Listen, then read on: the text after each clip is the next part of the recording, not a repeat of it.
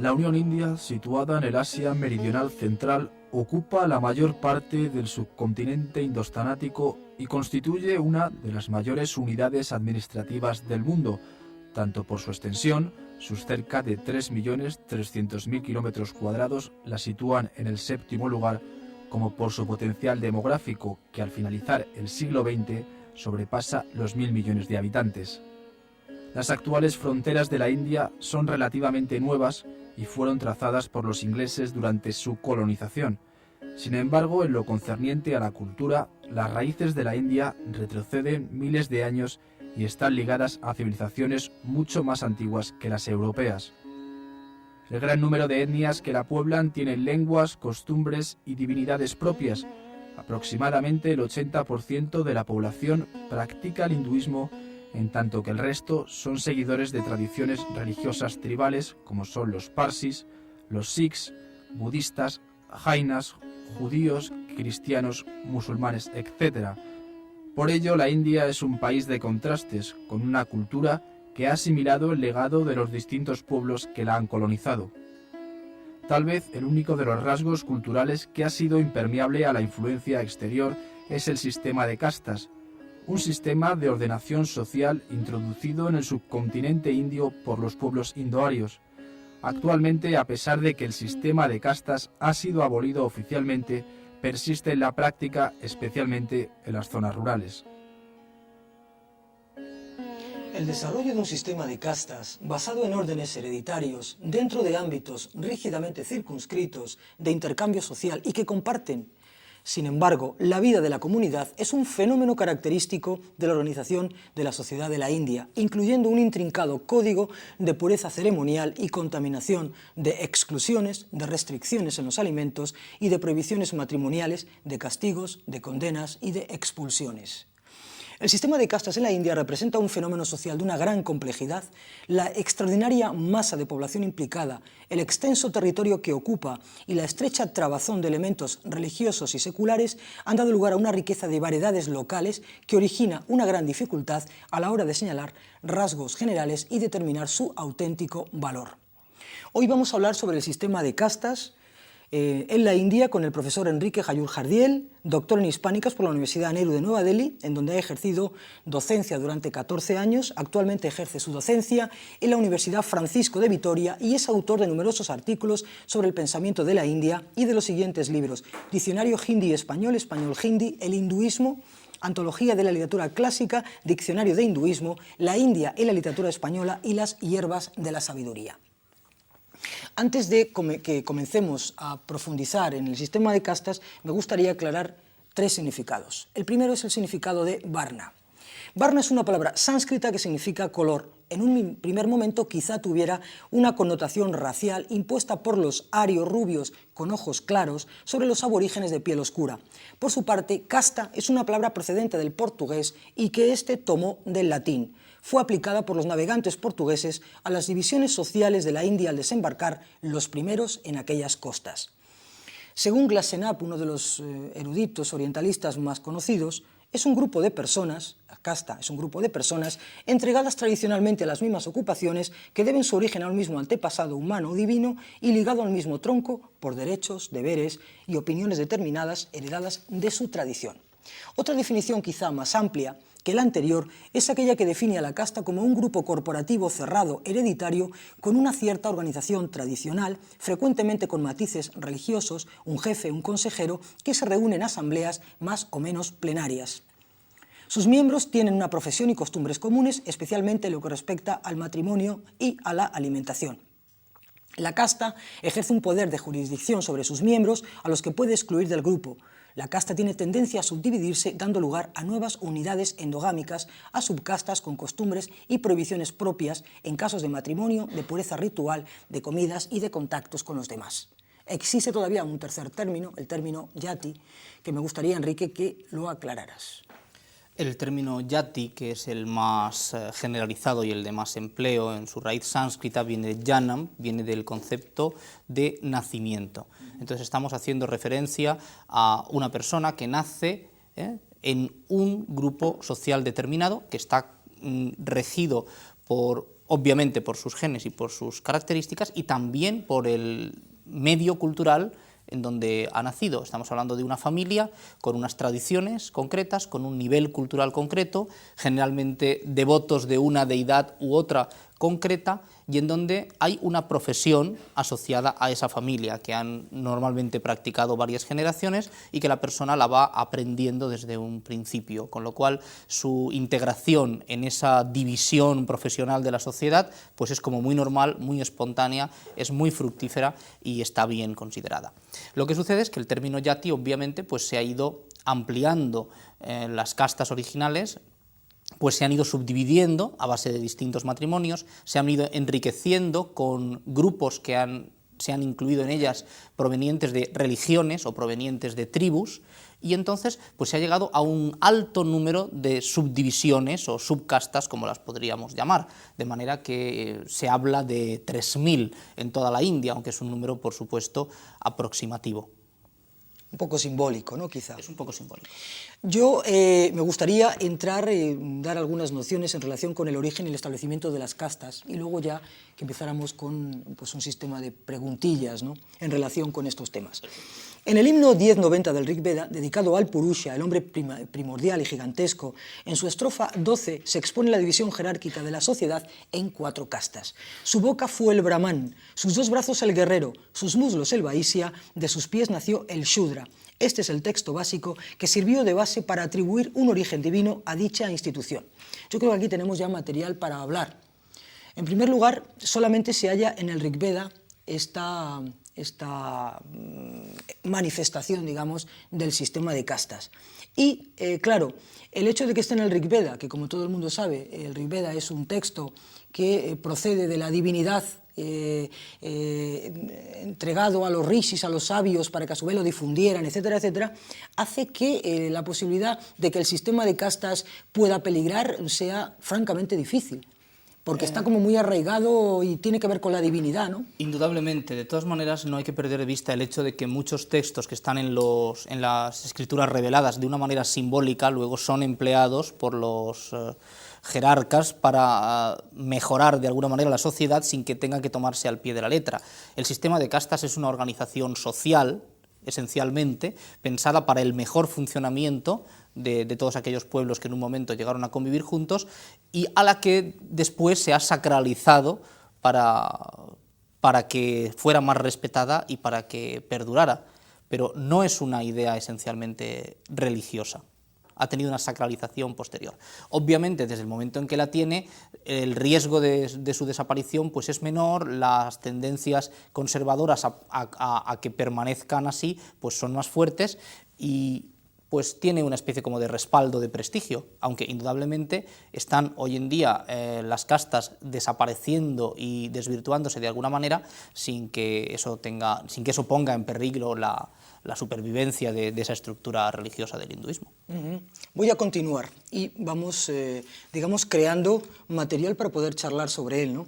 No hay nada en el Rig Veda, el documento más antiguo del periodo védico, aproximadamente 1500 al 800, que sabemos que la forma predominante era el vedismo, constituye la legión de los indoarios, como habíamos comentado en programas anteriores, pues no hay nada acerca de la ocupación hereditaria, ni de la elevación ni degradación, ni había ninguna prohibición sobre el matrimonio, ni existía regla alguna que limitara los matrimonios dentro de estas clases, ni había conciencia de clases, ni tabús relativos a la convivencia durante las comidas. Eso sí, estaban divididos en un primer momento en 3 clases, que posteriormente se incrementó con la 4ª casta, pero estamos en un momento donde no hay nada claro en relación con estos temas. Estamos en un momento en donde lo que no hay es rigidez. Se está intentando buscar una forma de mejor funcionamiento social. Entonces el hindú tiene un concepto genético de la existencia, cree que las cualidades se transmiten por los genes y que va a ser buen músico el hijo del músico y va a ser buen hortelano el hijo del hortelano. Entonces, en virtud de eso, la sociedad se fragmenta en el trabajo, pero no existe la imposibilidad en absoluto de que una persona cambie de profesión y, consecuentemente, cambie de estatus social. Es una sociedad en este momento abierta, en donde los matrimonios entre castas son frecuentes y en donde cualquier persona puede cambiar su trabajo. Lo que sucede es que con el paso del tiempo y ante las invasiones de otros pueblos, y en la India ha habido muchísimos pueblos que han llegado, pues este sistema tiende a hacerse más hermético, tiende a hacerse más rígido para protegerse de alguna manera de las influencias del exterior. Entonces la rigidez del sistema de castas es un fenómeno posterior a su inicio y de alguna manera ajeno a su concepto original. Con el paso del tiempo, y allá lo sitúan los investigadores por el año 1000 a.C., surge un grupo que está fuera de la casta, los intocables. ¿Los Aryans o...? Sí, han recibido distintos nombres. La palabra intocable quizá no sería la más adecuada, puesto que es un concepto peyorativo. En la lengua original, el concepto que se usa y cuya traducción daría sería descastado, o sea, persona que no tiene casta. ¿Cómo puede llegar una persona a perder la casta? No sé si eso lo mejora. ¿Tú crees que lo mejora la palabra descastado? Bueno, depende de las connotaciones nuestras del castellano. Descastado creo que en el castellano queda un poco extraño. Bien, estoy hablando desde un punto de vista esencialmente sin filológico. Casta, descastado, la persona que no tiene casta o que la ha perdido. ¿Cómo se pierde la casta? Pues cuando una persona comete un acto muy negativo, totalmente reprobado por su casta, pues llega a tener un ostracismo social, la gente le rechaza. Una persona, por ejemplo, comete un asesinato y sus vecinos dejan de dirigirle la palabra. Es un fenómeno normal y generalizado, es un fenómeno muy humano, y entonces esta persona pues queda fuera de todos esos ritos, de todas las prácticas, de todas las costumbres, las fiestas y la relación social entre un grupo social determinado. Pierde su casta y solamente puede relacionarse con otras personas que se hallan en una situación semejante. Estamos hablando, en principio, de un grupo de delincuentes, de personas que han roto los principios, que han transgredido la ley. El principio de injusticia sucede cuando sus descendientes siguen siendo mal considerados, no únicamente las personas que han cometido ese acto asocial. Los intocables también, en un primer momento, parece ser que eran aquellas personas, aquellas gentes, aquellos pueblos que hacían los trabajos denominados sucios, es decir, aquellos trabajos que los arios, es decir, los nacidos dos veces, no querían realizar. Por ejemplo, curtir el cuero, llevarse de las ciudades los animales muertos, enterradores, etcétera, etcétera. Parece que ese tipo de trabajos pues, tenían que tener un destinatario y fueron los intocables los que al parecer realizaban ese tipo de trabajos, por lo tanto, poco a poco fueron alejándolos de las ciudades y separándose de los que realizaban los trabajos limpios, es decir, las tres castas denominadas superiores, alejados incluso de los rituales, en fin, bueno, nunca han pertenecido a las castas, por lo tanto, la posibilidad de leer los Vedas, la posibilidad de participar de las ceremonias de los llamados nacidos dos veces, es decir, las tres castas superiores, que por cierto, ¿qué significa el nacido dos veces y qué tenía que hacer uno de los hijos de esta... El hecho de nacer dos veces es una metáfora, es un símbolo que hace referencia a una ceremonia de iniciación religiosa denominada Diksha, y que tenía lugar pues, en la adolescencia, en la cual se hacía un rito de purificación de la persona, se le de alguna manera hacía entrar en una comunidad espiritual más avanzada, se le implantaba el cordón sagrado, símbolo de este nuevo nacimiento. La persona nace una vez al mundo físico y nace en su momento de inicio de su madurez a la vida espiritual. Este es el concepto de los dos veces nacidos. Iniciación, ¿no? Es una iniciación religiosa. La primera la física, la segunda la iniciación religiosa. Sí. Y en cuanto a lo que hablábamos antes del concepto de los intocables y de su segregación, en un principio estos oficios bajos pues los hacían también la cuarta casta, la casta de los sudras, de los dedicados al servicio. Únicamente algunos oficios pasaron a ser rechazados. Los sudras se negaron a efectuar cierto tipo de trabajos y estos quedaron únicamente para los intocables, que no tenían ningún problema. Esto está en virtud de dos de los principios esenciales de los hindúes. Uno de ellos sería el de la higiene. Entonces, por supuesto, todos los oficios que implicaban el trato directo con excrementos, con residuos orgánicos, con sangre, pues eran mal vistos y eran rechazados por la gente. El segundo punto es el del pacifismo. Entonces, cualquier persona que tuviera que quitar la vida de un ser, pues era considerada también pues, una persona muy baja. Estamos hablando de carniceros, estamos hablando de cazadores, estamos hablando de pescadores, de cualquier persona que mate algún animal. Te comentaba en algún otro momento que hemos charlado sobre el tema de las castas, que también aparecía en los textos como profesiones de baja categoría o de baja, entre comillas, estofa, la de ser, por ejemplo, barrendero o la de ser barbero. Barrendero y barbero yo lo he leído en diferentes textos. Sí. Barrendero, obviamente, puesto que se va a ocupar de estar en contacto con los desperdicios, con la basura. El caso del barbero no es por el hecho de que ayude a una persona a mantener su cara limpia o que le corte el pelo, sino porque la profesión de barbero, como sucedía también en Occidente, era también la de barbero y sangrador. De ahí el contacto con la sangre humana que estaba mal visto en este momento. Y aparte de esas profesiones, ¿algunas otras profesiones también están mal vistas? Pues aquellas que tienen que ver pues, con la cremación de cadáveres, pues obviamente las personas que ayudaban en los crematorios estaban también dentro de ese mismo tabú social, por decirlo de alguna manera. Vamos a hablar de la movilidad social. ¿Hay alguna posibilidad de cambiar esa situación? Parece ser impuesta por el nacimiento y por formar parte de un determinado clan o grupo, como se le quiera denominar. La movilidad social, en este momento, la hubo en algún momento en el pasado, ¿no? La hubo en un principio, era muy fácil cambiar de profesión y obviamente cambiar de estatus social. Ha habido momentos que han sido más rígidos, ahora en este momento actual pues estamos también sufriendo una continuación de esos momentos más rígidos, aunque se está abriendo el sistema de castas en otros sentidos. Pero por ejemplo es de destacar el caso de la mujer. Cuando una mujer contrae matrimonio, adquiere de manera automática la casta del marido, puesto que entra a pertenecer a su clan, obviamente tiene que vivir en su casa, tiene que acostumbrarse a las maneras de funcionamiento de esa familia, entra en su mundo cultural, en su mundo profesional, y si una mujer contrae matrimonio con una persona de casta más alta, ella sube de casta, y viceversa. ¿Es posible, por ejemplo, una mujer shudra casarse con un brahman? Sí, es totalmente posible. Es totalmente posible, de hecho no siempre se ha hecho. Lo que sucede es que entre sectores más retrógrados de la sociedad, pues eso está mal visto, pero eso podría ser un equivalente a las diferencias económicas que pueden también en Occidente ser motivo de que un matrimonio no sea bien considerado. De hecho, en el Manava Dharma Sastra, que también lo hemos comentado en el Código de Manu, aparece una relación de castas mixtas, claro, producidas, originadas por ese tipo de matrimonios. En cualquier caso, hay también una ley que rige cada subcasta o cada yati, y el transgredir esa ley puede suponer algún problema y luego, posteriormente, una posibilidad de purificar ese pecado o esa transgresión de la norma, de la ley. De una manera general, en las divisiones más amplias de las castas, pues existen una serie de normas que han de cumplirse. Entonces, cuanto mejor considerada está la casta, cuanto más reconocimiento social tiene, también tiene más deberes, también tiene más obligaciones y es más difícil el cumplimiento de todo. Las castas más bajas, para ellas hay más permisividad, se les permite hacer más cosas y lo que estaría mal visto en una casta elevada no lo está en una casta inferior. Por ejemplo, las dos primeras castas tienen totalmente prohibido ejercer la usura.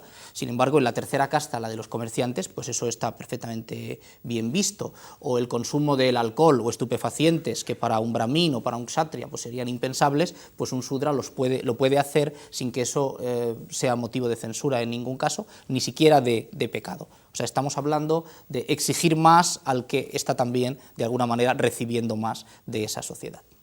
Hay otra pregunta que pues, me produce una cierta curiosidad, que es el tema del color.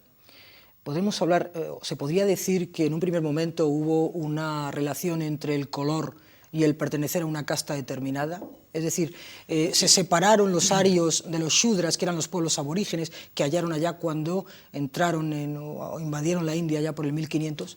Estamos hablando de algo que sucedió realmente, pero que sucedió durante muy pocas generaciones. En un momento dado, en el momento de la integración, sí los arios consideraron a los pueblos aborígenes de color más oscuro como merecedores de ser incluidos en una casta más baja, la casta de los sudras en este momento. Sin embargo, eso duró bien poco, y a medida que los arios penetran hacia el sur y van integrándose en todo el territorio de la India, vuelve otra vez el concepto de profesión a ser lo que domine, independientemente del concepto de mayor o menor cantidad de sangre aria en las venas de la persona en concreto.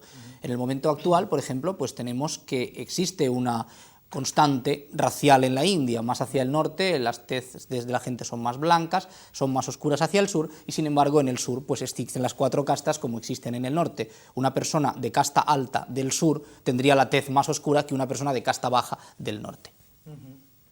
O sea que no podemos en este momento seguir asociándolo a un concepto racial. Existió, pero fue una cosa pasajera. Mira, aparte de la posibilidad de cambiar de estatus o de cambiar de casta, en este caso, a través de los matrimonios, existe la posibilidad de cambiar a través de la cultura, a través de la relevancia política en un momento determinado, a través de organismos de poder, a través de... Son dos asuntos distintos. Cambiar de casta no es posible, de la misma manera que para nosotros los occidentales pues no nos es posible cambiar de apellido, lo que de alguna manera también está determinando cuál ha sido nuestro origen. Cambiar nuestra importancia social, eso sí es muy fácil en la India, existen muchos mecanismos, y de hecho esta jerarquía del sistema de castas de la que estamos hablando ya no funciona en la India en esos niveles, puesto que existe en primer lugar una legislación muy abierta y en segundo lugar una discriminación positiva hacia la gente de castas bajas que ha venido sufriendo discriminación social durante muchos siglos y ahora la sociedad quiere de alguna manera compensarles. De manera que si una persona en la India hoy es de casta baja o incluso si es intocable, va a tener muchas más facilidades sociales para los estudios, para conseguir un trabajo, se le va a reconocer mucho más que a una persona de casta normal. ¿Puede acceder a puestos directivos en una sociedad? No únicamente puede acceder, sino que en el gobierno, y también se hace influencia para que esto suceda en el sector privado, existen una serie de puestos reservados para las personas de esa clase social. Entonces una persona de casta alta o de casta media pues tiene que competir para un trabajo pues con todos los demás en la categoría general. Sin embargo, hay un número de puestos reservados específicamente para personas de castas bajas que van a poder disfrutar de ello, de manera que llega a producirse incluso la paradoja de que en la India de las castas pues es mucho más rentable no tener casta, ser un intocable. Y se han dado muchísimos casos de personas que para entrar a estudiar en la Facultad de Medicina, brahmines o gentes de la casta superior, han presentado certificados falsos de ser intocables, puesto que así tenían asegurada la plaza. Enrique, me temo que tenemos que ir terminando. ¿Queda algún aspecto que quieras destacar? Nos queda un minutito para que... Sí, pues únicamente a modo de resumen decir que el sistema de castas se está abriendo mucho en la India, mucho más por supuesto en las zonas urbanas que en las rurales, como es lógico. Indicar también de que existe otro tipo de estructuras de importancia social, que son las económicas. No hay que nunca pensar que los ricos son las castas superiores. De hecho, la casta de los brahmines, la teóricamente superior en la India, suelen ser gente de clase media o pobre, más bien. El dinero está en manos de la tercera casta, de la casta de los comerciantes, o sea que tenemos ahí una estructura de jerarquías económicas que no encajan con la casta. Y por último, indicar también que la estructura de las castas no es un fenómeno únicamente del hinduismo, puesto que otros pueblos de otras religiones que conviven en la India también los tienen de una manera más sutil, menos nombrada, menos famosa, pero igualmente funcional, como es el caso de los cristianos, de los musulmanes, de los sikhs o de los budistas, que tienen también en sus apellidos sus divisiones y sus catalogaciones a la hora de matrimonio y comensalidad. Me temo que ya nos queda nada para terminar. Yo voy a acabar con una cita del Mahabharata, una de las grandes epopeyas de la India. Hay un poema en el que Bhrigu, al explicar la naturaleza de las castas, a Bharadvaja le dice: los brahmines son rubios, los kshatriyas pelirrojos, los vaisyas morenos y los shudras negros. Y Bharadvaja respondió: si colores diferentes indican castas distintas, entonces todas las castas están mezcladas. Y siguió Bharadvaja preguntando: si todos padecemos pasiones, ira, miedo, sufrimiento, hambre y trabajo, ¿cuál es el objeto de tener castas diferentes?